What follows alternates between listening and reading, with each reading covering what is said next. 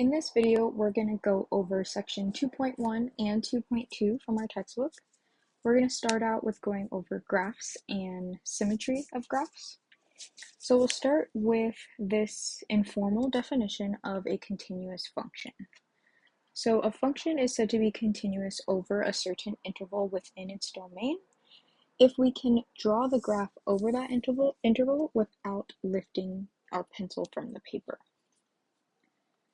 All right, so if we find that a function is not continuous at a point, then it may have what's called a point of discontinuity, or it may have a vertical asymptote at that point. So for example, this graph here on the left, we have what's called a discontinuity at this point too, because if we were to draw this graph, we would go like this, and we would have to lift our pencil up and then continue on drawing it, and this occurs at this point too here. Similarly, for this graph on the right here, if we were to draw this graph, we would go like this, and we would have to pick our pencil up to draw the remainder of the graph. And so this vertical asymptote, what happens here is that our graph actually never crosses that point. It gets really, really, really close to it, but it'll never cross this point. And in this case, we have a vertical asymptote at the point x is equal to 2. So let's look at an example here. So we're given this function here. This is called a piecewise function. I'm sure many of you have seen this before, and if not, we'll discuss it in more detail, I think, in section 2.5. But for now, we have this piecewise function and its graph given here. So if we were to draw this graph, we would start over here and we get all the way up until this point, and then we have to lift our pencil up and then continue on drawing this portion of our graph. And that occurs where we have to lift our pencil up at the point x equals 1. So this tells us we will have a point of discontinuity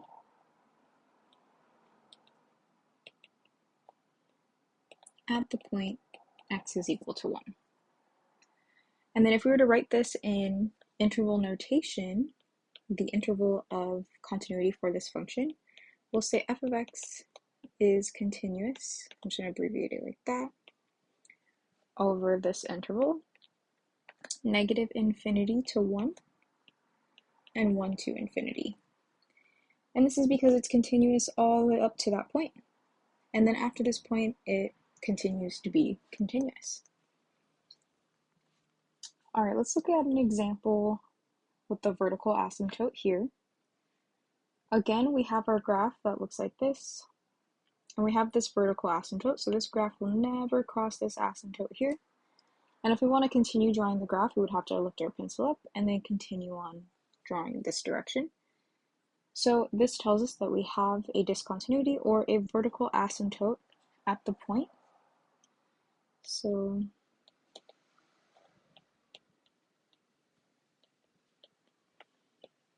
at x equals, that's about 1 right there.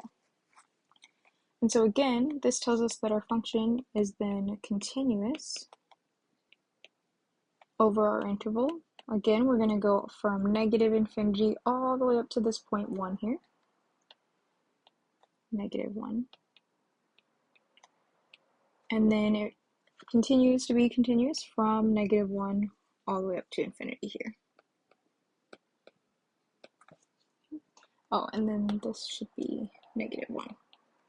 So we have a vertical asymptote at the point x is equal to negative 1. All right. So those are some examples of some discontinuous functions. Now we're going to talk about increasing and decreasing functions. So first, looking at increasing functions, we can determine this by looking at the range values, and we will have an increasing function if the range values increase from left to right.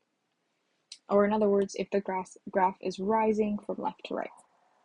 And on the other hand, we will have a decreasing function if the range values decrease from left to right, or if the graph falls from left to right. So to decide whether a function is increasing or decreasing, or even constant on some interval, we essentially want to ask ourselves, what does the graph do as x goes from left to right? So let's look at this example here. We again have a piecewise function here, because these graphs are split into pieces. And what we want to do is look at the graph as x goes from left to right. So starting here and then going from left to right. So we're going to look at our graph from this direction. So starting here, we see that our graph is going downward. All of our f of x values are decreasing as we move along our x-axis. So this tells me that we're decreasing on the interval -infinity up to this point where we stopped decreasing. So that is 0. All right. Then we still want to look at what's happening for our graphs as we're moving along this x-axis. So we stopped here. Now let's look at what's happening as we're in this region. As we can see, we have this line here. And so this line is not moving. It's called, on this interval, we have a constant function. So our function is going to be constant on the interval 0 to 1.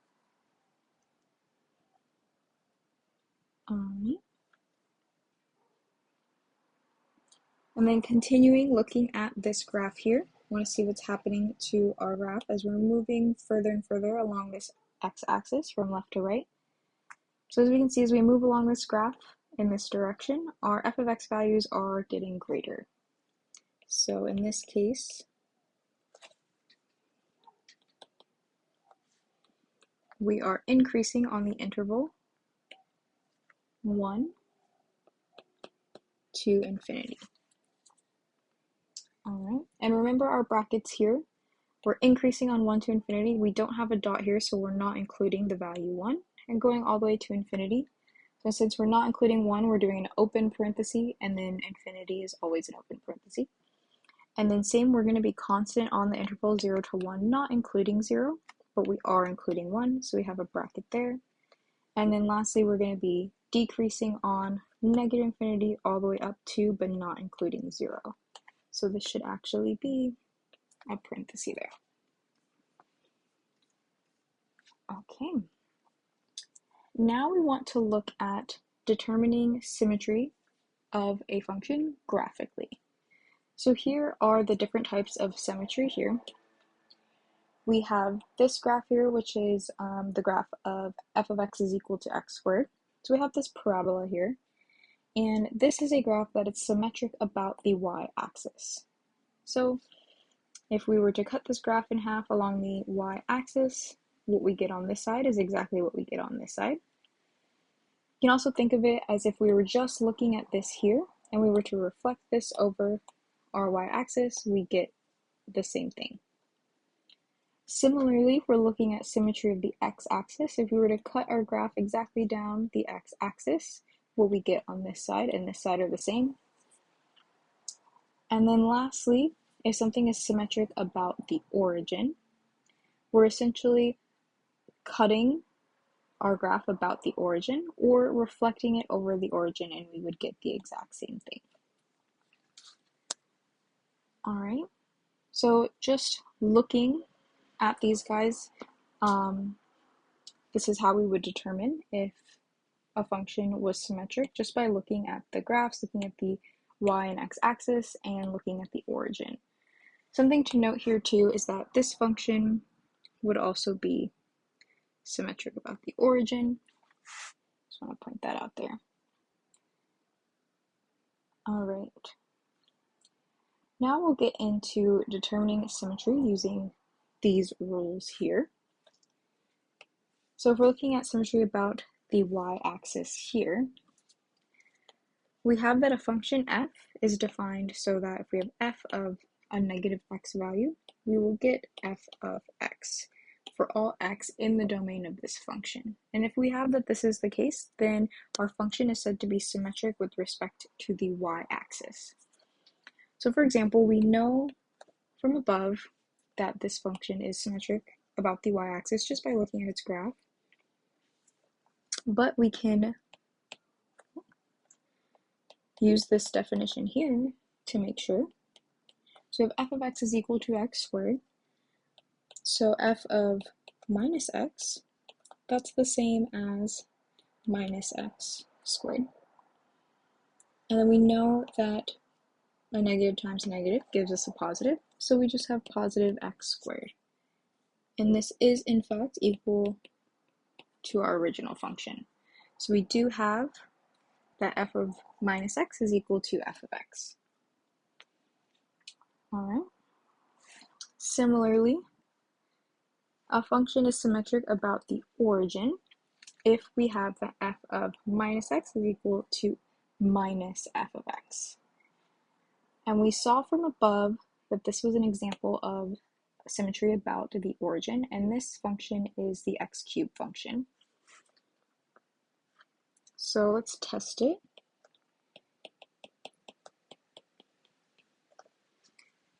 So we'll plug in a minus x into this function.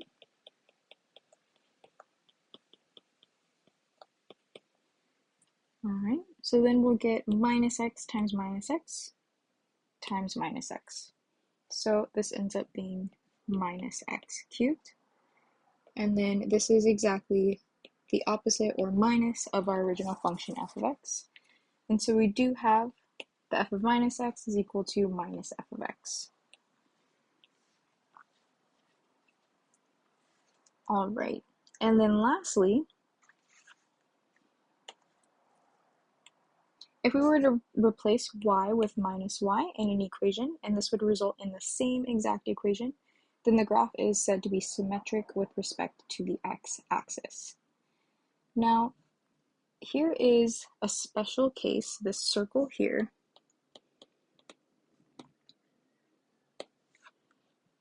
So this is our function and this is the graph. You might be able to tell just by looking at the graph here that we do have a function that's symmetric about our y-axis and about our x-axis.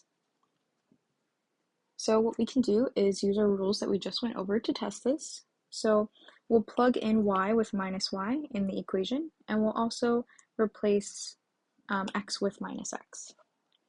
So if we were to do that in this equation, we'll get minus x squared plus minus y squared is equal to 4. And then we know, just because we're multiplying a negative times a negative, that this is exactly equal to x squared plus y squared, which is equal to 4. So plugging in a y with a minus y and x with a minus x gives us our exact equation that we started with. And notice that if something is symmetric about both the y and the x-axis, it must automatically be symmetric about the origin as well, right? Because the origin here is essentially the intersection of the x and y axis, so it must be symmetrical to that guy as well. So this is a special case where it is symmetric about the x-axis, the y-axis, and the origin. All right. Now let's look at even and odd functions. So we have that a function is called an even function if we were to plug minus x into our function, we will result in f of x for all x in the domain of f. And then a function is called an odd function. If we were to plug in minus x into our function, it would result in minus f of x for all x in our domain.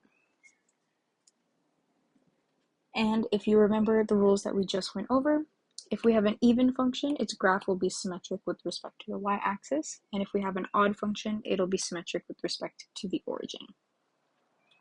All right, so let's look at a few examples here. In this case, we just want to determine if these functions are even or odd. So we'll test this out.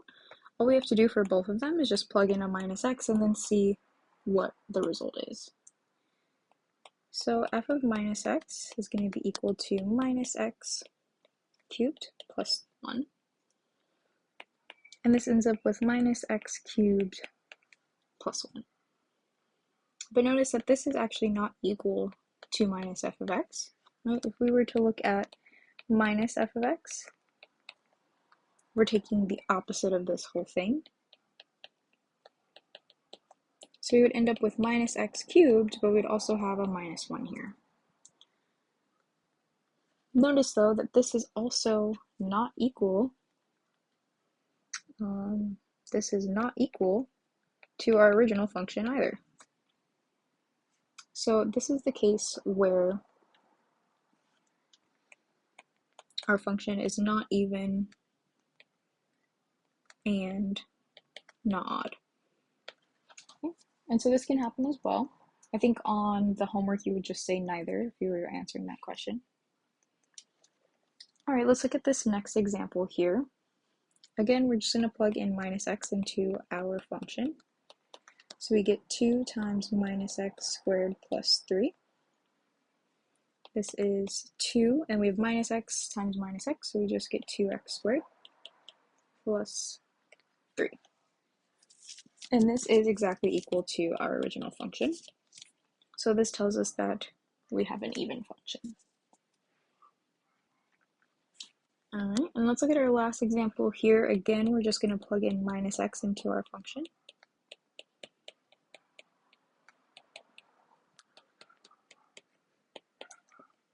So we have a negative here, we have a negative x cubed, so this becomes times 4, so we have a minus 4x cubed. And then we have a 3 times minus x, so this becomes a minus 3x. And if you notice, we can take out a negative from both of these terms.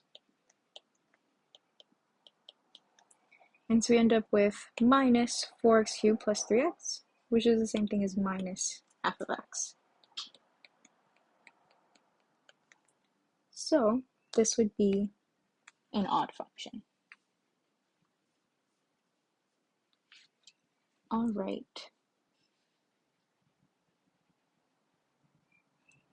Now we're going to go over section 2.2. So this goes over vertical and horizontal shifts of our graph. So if we have some number c that's greater than 0, then we'll have that the graph y is equal to f of x plus c is obtained by shifting our original graph upward a distance of c units.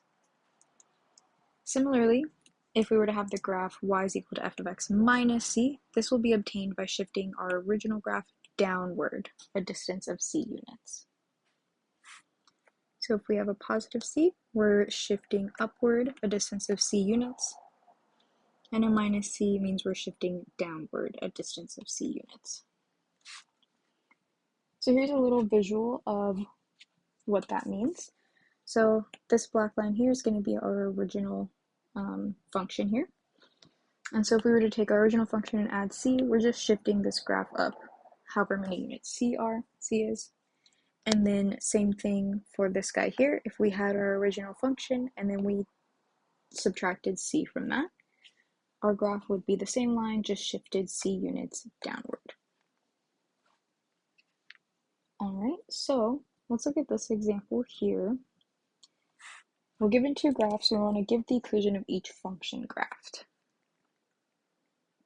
All right, so we should all be familiar with the shape of this graph here. This looks like the absolute value function, right, which looks like this here. And so if this is our original equation, absolute value of x, then this blue graph here is just the absolute value of x shifted down 2 units. So if we want to give this equation here,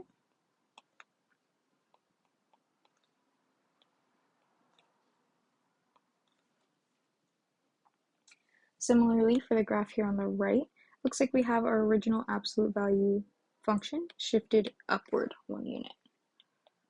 So our equation would be absolute value of x plus 1. All right. Similarly, we have what's called horizontal shifts. So again, if we have a number c that's greater than 0, then the graph of f of x minus c is obtained by shifting the graph of f of x to the right a distance of c units. Okay, so it's a little backwards. If we have this minus c, then we're shifting to the right. And then if we have the graph of y is equal to f of x plus c, That graph is obtained by shifting our original graph to the left a distance of c units. Okay, so again, if we had that our original function is given by this line here, then f of x minus c is given by this guy here, shifted over c units. And similarly, this guy would give us a graph shifted over to the left c units. So again, we want to give the equation of each function given in these graphs here. And just like we mentioned before, this looks like the absolute value function, but we know that the absolute value function looks like this here. So this guy in green would be the absolute value function shifted 4 units to the right. So our equation would be the absolute value of x minus 4. Similarly, for this graph here on the right, this would be the absolute value function, which starts here at 0, shifted 2 units to the left. So this would be the absolute value of x plus 2.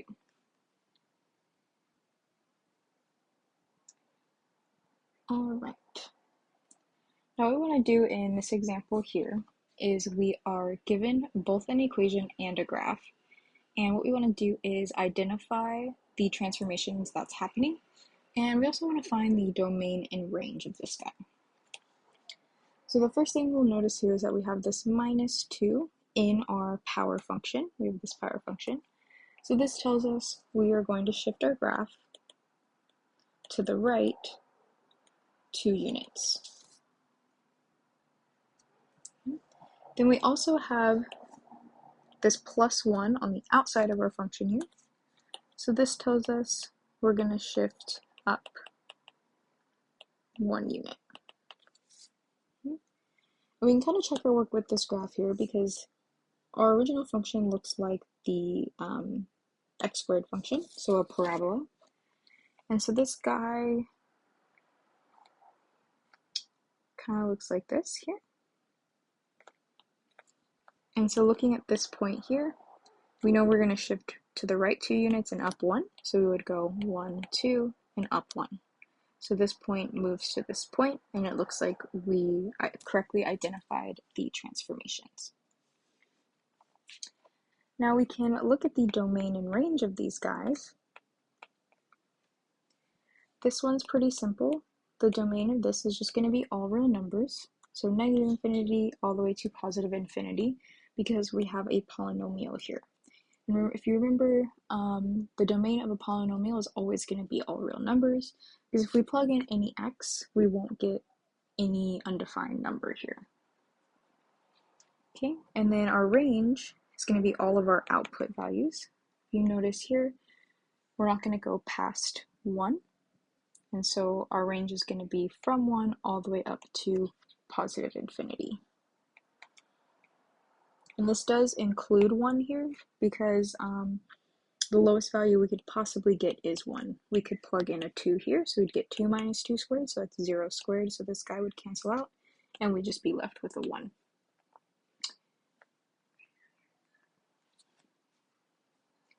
All right, we should also be able to provide the equation given just the graph, kind of how we did with the other absolute value functions. So in this case, this is our original function here, our absolute value of x, and this is our graph here. So it looks like our graph is shifted to the left 1, 2, 3 units, and it's also shifted down 1, 2 units. So since it's shifted to the left, this is going to be the absolute value of x plus 3. And then since it's shifted down 2 units, this is going to be minus 2. And then we can look at the domain and range of this guy as well. The domain of this is just going to be all real numbers. We can plug in all of these x values and we won't get any undefined number. And then our range is going to be all of our output values. So the smallest value we're going to get is -2, and then all of our output values will go all the way up to infinity.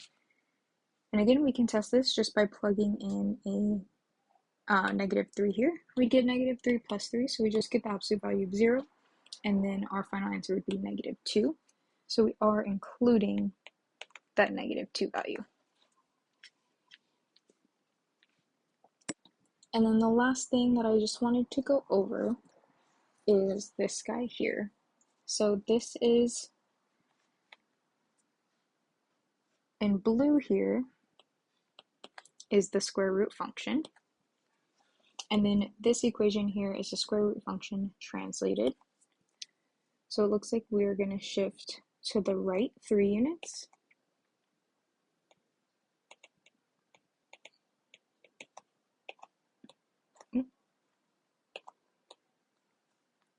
And then up 1 unit. Okay. So this point here will go 1, 2, 3 over and up 1. This point here will go 1, 2, 3 over and up 1, and so on. So our function is going to look something like this. All right, and then the domain of this guy is a little trickier than the last two, right? Because we have this square root function here, and we know we can't take the square root of a negative number. So that means the domain of this guy is going to be all numbers except those that make the square root negative.